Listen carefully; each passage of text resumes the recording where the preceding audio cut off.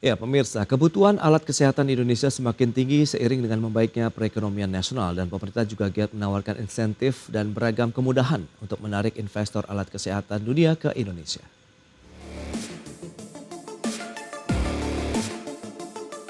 Perekonomian global dan Indonesia yang semakin membaik pasca gempuran dahsyat pandemi COVID-19 telah meningkatkan kesadaran masyarakat akan pentingnya menjaga kesehatan. Kondisi ini pun ikut mendorong pertumbuhan industri alat kesehatan di tanah air, baik dari sisi riset dan pengembangan, mengadopsi teknologi terkini hingga menarik minat investasi. Pemerintah juga tidak segan memberikan beragam insentif melalui kebijakan fiskal dan belanja pemerintah untuk menjaring para investor luar negeri dan domestik agar mau menanamkan dana mereka di sektor alat kesehatan. Bahkan Kementerian Kesehatan telah berulang kali meningkatkan anggaran belanja alat kesehatan dalam APBN tahun 2022 dan 2023. Menteri Kesehatan Budi Gunadi Sadikin seperti dikutip media mengatakan, tahun 2023 lalu sudah meningkatkan anggaran alat kesehatan 10 triliun rupiah, kemudian proyeksi untuk tahun 2024 ini di kisaran 14 hingga 15 triliun rupiah. Kemenkes juga akan menyalurkan sebanyak 4 miliar dolar Amerika Serikat pinjaman World Bank untuk 3 hingga 4 tahun ke depan. Sementara itu, Kementerian Perindustrian tengah mengembangkan Center of Excellence alat kesehatan di Yogyakarta sebagai upaya untuk meningkatkan daya saing dan teknologi industri alat kesehatan dalam negeri. Upaya dilakukan dengan melakukan kolaborasi bersama perguruan tinggi dan industri dalam riset dan pengembangan produk inovasi alat kesehatan. Jakarta, Tim Liputan IDX Channel. Baik pemirsa, untuk membahas tema kita kali ini strategi menggarap pasar alat kesehatan nasional. Kita sudah tersambung melalui Zoom bersama dengan Bapak Erwin Hermanto, Ketua 1 Asosiasi Produsen Alat Kesehatan Indonesia atau ASPAGI. Selamat pagi Pak Erwin. Selamat pagi Pak Prasetyo. Ya, salam sehat. Salam sehat juga Pak Erwin. Terima kasih atas waktu yang disempatkan. Ini menarik kalau kita bicara mengenai industri alat kesehatan. Update dong Pak, seperti apa sih kondisinya saat ini untuk industri alat kesehatan di tanah air? Ya, terima kasih sebelumnya Pak Prasetyo sudah mengundang kami ASPAGI sebagai narasumber. Ya, pertumbuhan industri alat kesehatan dalam negeri sampai saat ini berjalan cukup sehat kalau kami lihat ya. Total jumlah industri dalam negeri juga terus-menerus meningkat. Sekarang sudah mencapai 821 perusahaan dan sudah ada 425 jenis produk alat kesehatan yang sudah diproduksi dalam negeri. Itu meningkat sebenarnya dari hanya sekitar 200 perusahaan alat kesehatan dalam negeri sebelum COVID-19 kemarin. Dan saat ini juga sudah ada total 14.630 produk yang sudah terdaftar di Kementerian Kesehatan sebagai produk dalam negeri. Pengadaan alat kesehatan e-katalog terhadap produk dalam negeri yang sudah ber-TKDN juga terus-menerus meningkat. Ini semua tentu saja kita lihat sebagai indikasi utama yang sangat-sangat sehat terhadap pertumbuhan industri alat kesehatan dalam negeri.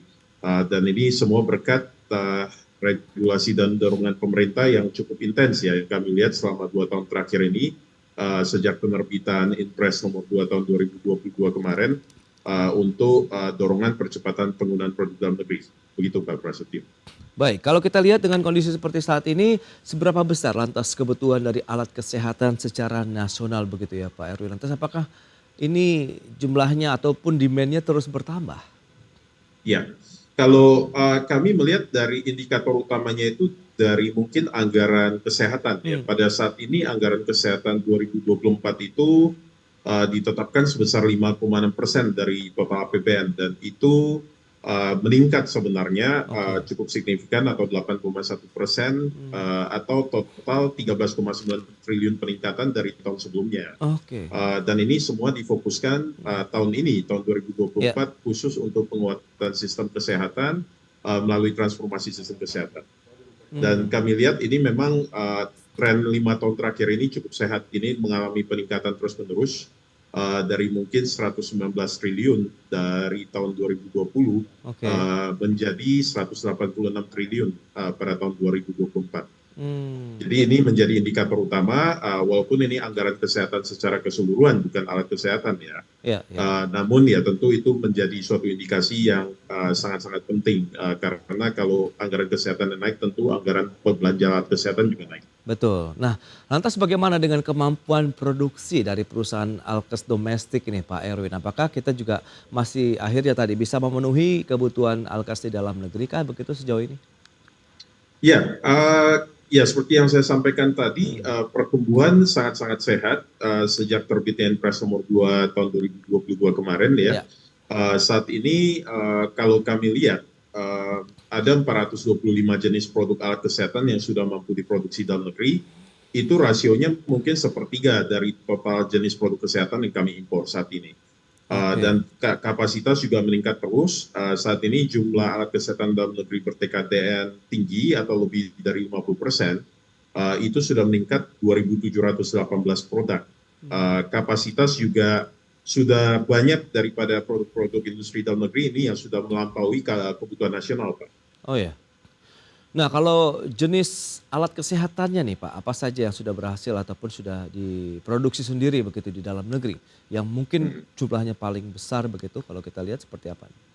Ya, mungkin kalau kita bicara produk apa saja, kita fokuskan mungkin ke ya sejak terbitnya kebijakan larangan ekspor 79 jenis produk alkes pada Hmm, bulan Juni 2021 kemarin ya. Kemenkes menerbitkan 20 daftar produk 10 by value, 10 by volume hmm, pembelanjaan yang menjadi prioritas substitusi impor. oke. Jadi dari daftar tersebut, dari total 20 jenis produk itu hanya 2 yang belum mampu kita produksi saat ini, yaitu MRI dan CT scan. Hmm, Kalau 10 produk by volume, itu semuanya rata-rata sudah bisa kami produksi, dan mayoritas sudah ber-TKDN 40% ke atas, Pak. Bahkan secara kapasitas pun itu sudah berlipat-lipat, yang mungkin contoh paling ekstrim ya. ya produk seperti produk siring, produk hospital furniture, produk APD, masker dan sebagainya, yang bahkan seperti produk masker itu sudah 20 kali lipat daripada kebutuhan nasional saat ini.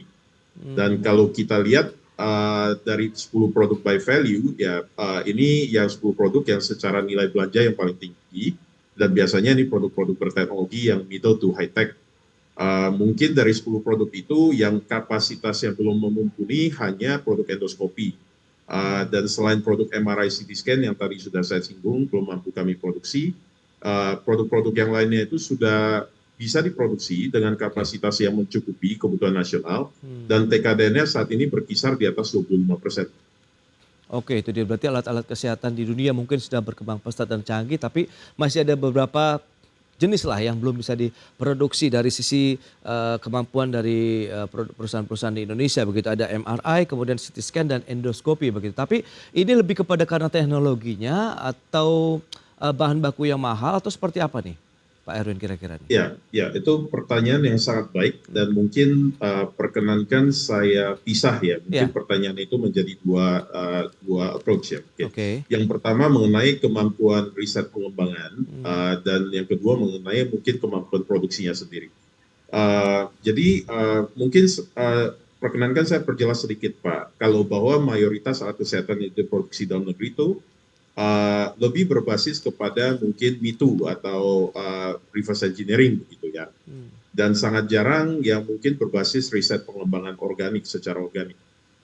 Jadi kalaupun ada dari hasil pengembangan riset organik itu, mayoritas itu belum sampai ke pasar pengembangannya. Jadi hilirisasinya itu sangat-sangat kurang. Tantangan yang kita hadapi di riset pengembangan saat ini masih sangat kurang adanya dorongan motivasi untuk pelaku usaha dalam berinvestasi untuk pengembangan riset secara lokal. Oke. Sehingga mungkin para peneliti kita juga lebih banyak melakukan riset dan penelitian secara independen atau mungkin bahasanya silo ya. Dan bukan berdasarkan kebutuhan pasar. Ya tentu ini ke depannya butuh lebih banyak sinergitas antara stakeholder pentahelix ya, Ya. yang lebih baik lagi, dan perlu ada insentif dari pemerintah yang mungkin khusus difokuskan untuk mensimulasi investasi ke arah riset dan pengembangan. Nah, Oke. kalau kita bicara kemampuan produksi, saya kira kemampuan industri dalam negeri saat ini nggak buruk-buruk amat, Pak. Untuk Hmm. melakukan produksi alat kesehatan low sampai mid-tech ini, saya nilai kita sangat baik. Oke. Biasanya sektor low sampai mid-tech ini kami lebih terkendala dengan mungkin ketersediaan skill workers dari SDM ya. lalu rantai pasok bahan bakunya sendiri, ketersediaan lab pengujian, lalu industri-industri pendukung lainnya, contohnya ya mungkin industri mesin dan peralatan produksi. Intinya ekosistem industri alat kesehatan dalam negeri ini kan masih dalam tahap perintisan, jadi memang belum terhubung dengan baik dan tersedia dengan baik. Dan untuk produk-produk tertentu yang teknologi tinggi, Pak, biasanya kendala-kendala yang sama dengan apa yang tadi saya baru singgung, tapi juga ada kendala-kendala yang spesifik terhadap sektor jenis produk tertentu. Ya, contohnya mungkin produk elektromedis yang berbasis sumber radiasi itu biasanya perizinannya agak sulit, Pak. Dan pada umumnya mungkin begini, Pak, untuk memproduksi secara massal di alat kesehatan, kami sebagai pelaku usaha ini senantiasa berhadapan dengan perhitungan bisnis antara besar pangsa pasar dan nilai investasi. Bahwasannya untuk memproduksi alat kesehatan yang sudah ada di pasar itu, pada umumnya teknologi manufakturnya itu sudah tersedia, Pak. Pembedanya itu mungkin lebih ke masalah nilai investasi dan ROI saja. Itu dia. Berarti memang ada butuh insentif dan juga bagaimana upaya-upaya tadi untuk meningkatkan research and development-nya sendiri begitu ya untuk alat kesehatan ke depan begitu Pak Erwin. Betul, Pak. Oke, nah lantas kita lihat seperti apa untuk produksi di dalam negeri. Apakah juga masih mengandalkan bahan baku dari luar negeri? Apakah kita sudah bisa mengandalkan benar-benar TKDN? Tapi tahan dulu jawabannya, kita akan jeda sebentar Pak Erwin. Dan pemirsa, tetaplah bersama kami.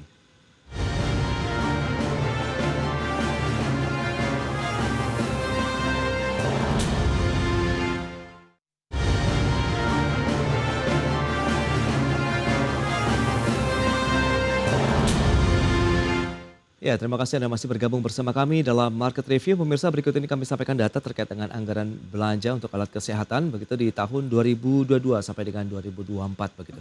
Ya, seperti yang bisa Anda saksikan tahun 2022 lalu dana dari APBN tercatat 3,2 triliun rupiah untuk belanja alat kesehatan. Kemudian di tahun berikutnya 2023 naik menjadi 10 triliun rupiah dan di tahun 2024 ini kita lihat range-nya antara 14 sampai dengan 15 triliun rupiah. Sementara ada juga dana pinjaman dari luar negeri, tepatnya dari Bank Dunia atau World Bank, sekitar 4 miliar dolar Amerika yang akan disalurkan dalam rentang waktu 3 sampai dengan 4 tahun ke depan.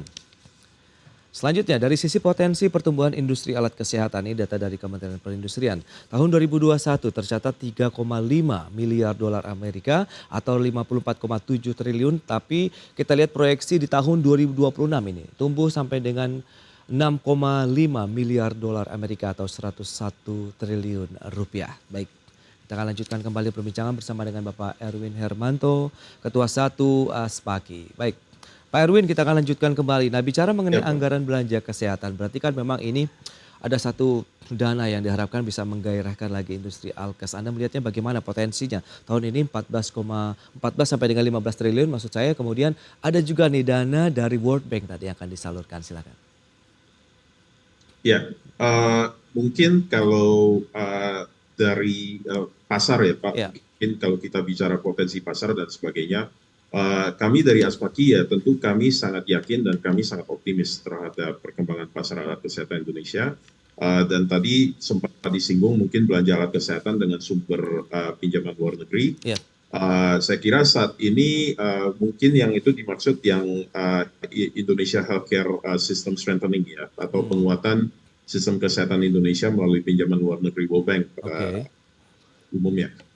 Ya, kami ingin menekankan bahwa Aspaki mendukung program ini karena pada intinya program ini mempunyai tujuan yang baik dan mulia ya. Pak Menteri ingin meningkatkan kualitas kesehatan manusia Indonesia selama periode surplus demografi dari 2020 sampai 2030 ini, sehingga bangsa kita bisa mempunyai kualitas SDM yang baik untuk mewujudkan visi besar Indonesia Emas 2045.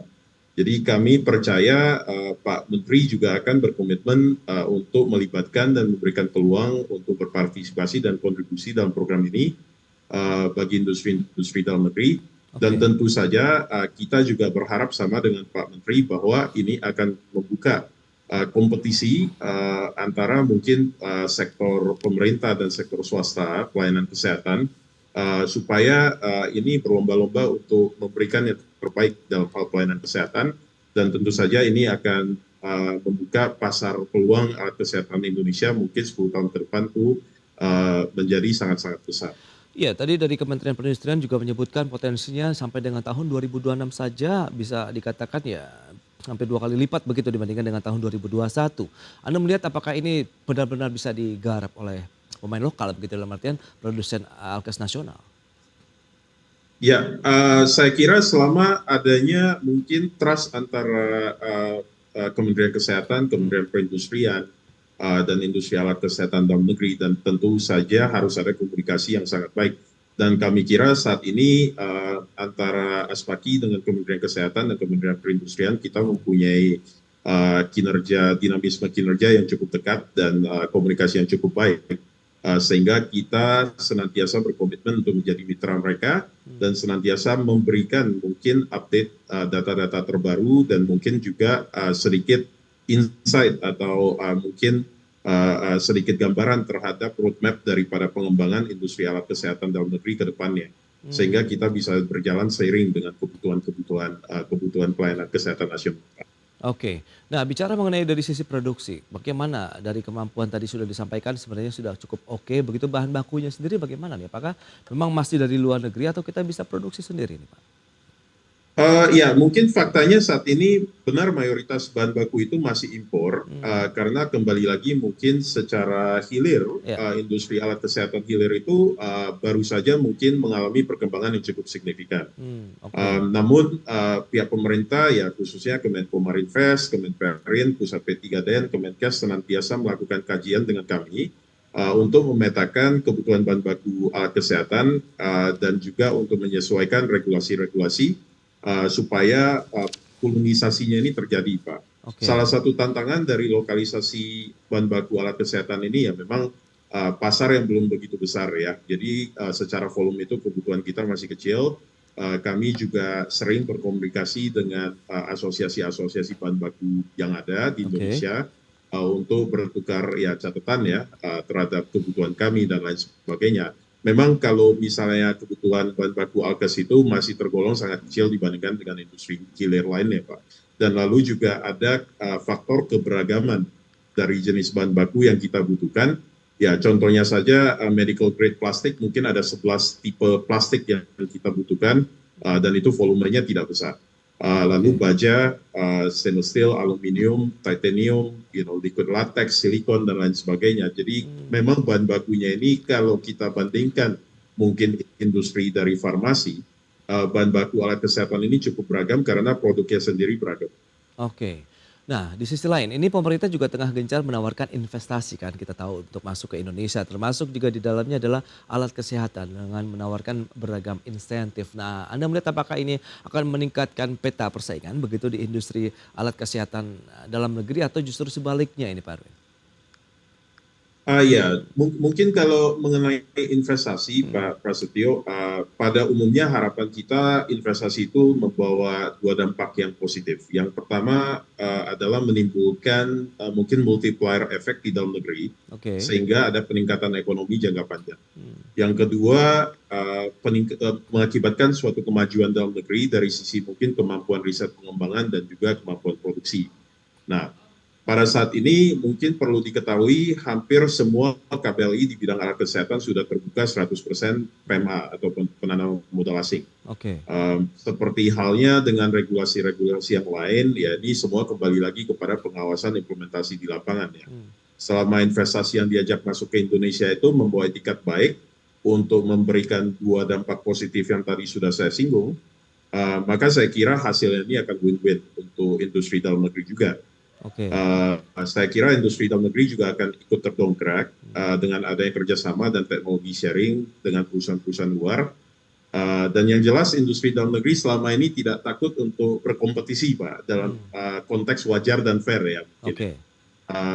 Namun apabila orientasi investasi tersebut ya terutama yang dari luar negeri ini hanya kepada pasar Indonesia dan segala regulasi pemerintah yang sudah dibuat untuk mendorong P3DN saat ini hanya dipandang sebagai suatu langkah proses birokrasi yang harus mereka lakukan, ya maka saya rasa ini tidak akan memberikan dampak jangka panjang yang kita inginkan.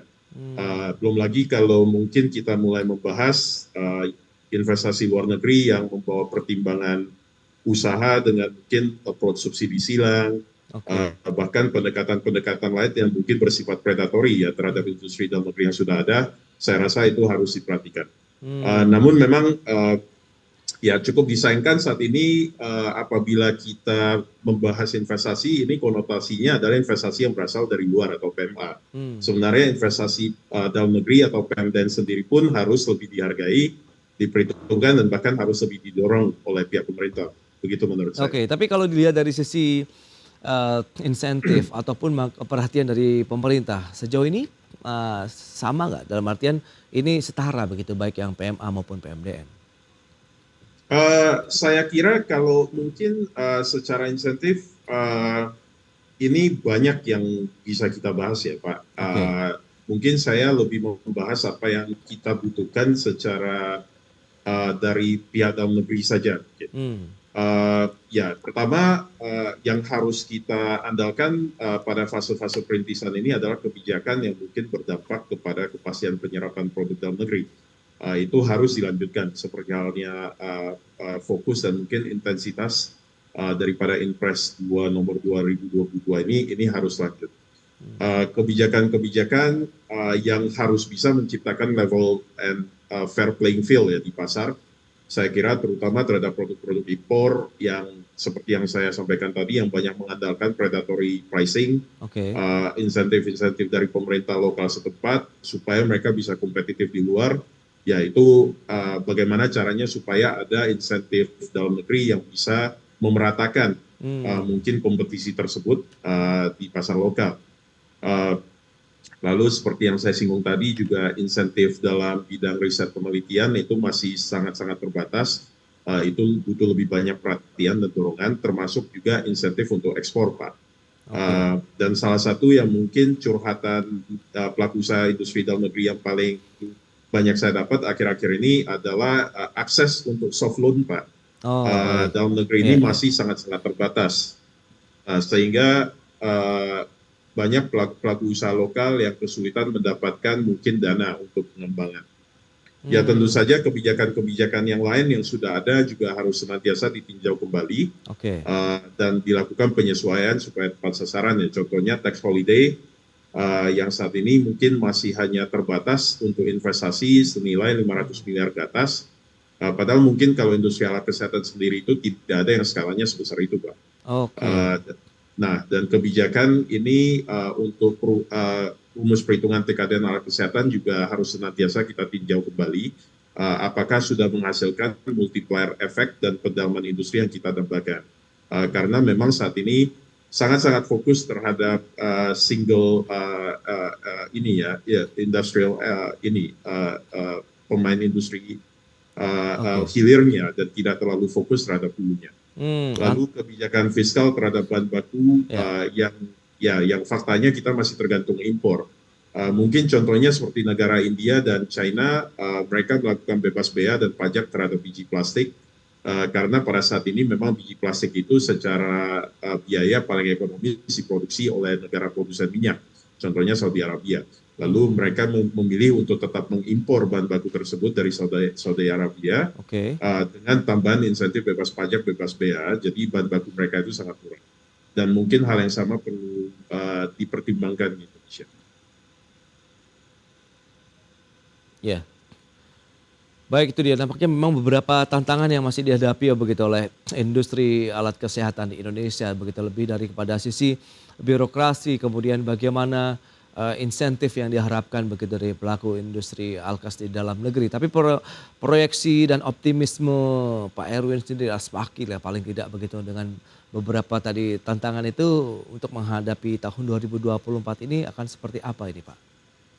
Ya, seperti yang saya sampaikan tadi Pak Prasetyo, Aspaki selalu optimis ya, dan kami selalu berkeyakinan bahwa perkembangan kesehatan di tanah air ini akan selalu positif dan selalu potensial. Jadi kami sangat-sangat mendukung visi dan semangat Pak Menkes dan jajaran.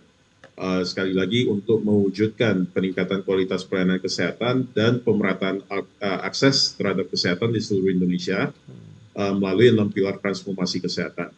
Jadi sekali lagi kami berkomitmen penuh untuk terus menjadi mitra pemerintah dalam membangun ketahanan dan resiliensi kesehatan dalam negeri. Tentunya kami juga punya harapan untuk pemerintah supaya ya selalu fokus dan terus-menerus memegang komitmen Pak untuk meningkatkan ekonomi bangsa dengan cara membangun industri dalam negeri yang menciptakan multiplier effect yang sehat dan pertumbuhan kemampuan industri dalam negeri yang baik jangka panjang. Ini tentu saja bukan hanya untuk industri Alkes tapi seluruh industri dalam negeri. Baik. Ya bersama-sama kita kawal Pak peningkatan kesehatan dan kualitas manusia Indonesia menuju Indonesia Emas 2045. Mungkin demikian masukan dari saya. Terima kasih Pak Prasetyo. Baik Pak Erwin, terima kasih juga atas waktu yang disempatkan dan informasi yang sudah Anda sampaikan kepada pemirsa begitu cukup gamblang ya terkait dengan kondisi terkini dari industri alat kesehatan, harapan-harapan yang diharapkan juga ini bisa terwujud begitu ya dari kebijakan oleh pemerintah juga. Baik Pak Erwin, terima kasih. Selamat melanjutkan aktivitas Anda kembali. Salam sehat Terima kasih, Pak Erwin. Ya. Terima kasih, selamat pagi. Ya, selamat pagi dan baik pemirsa, 1 jam sudah saya menemani Anda dalam Market Review. Saya Prasetyo Wibowo, beserta kerabat kerja yang bertugas undur diri. Terima kasih dan sampai jumpa.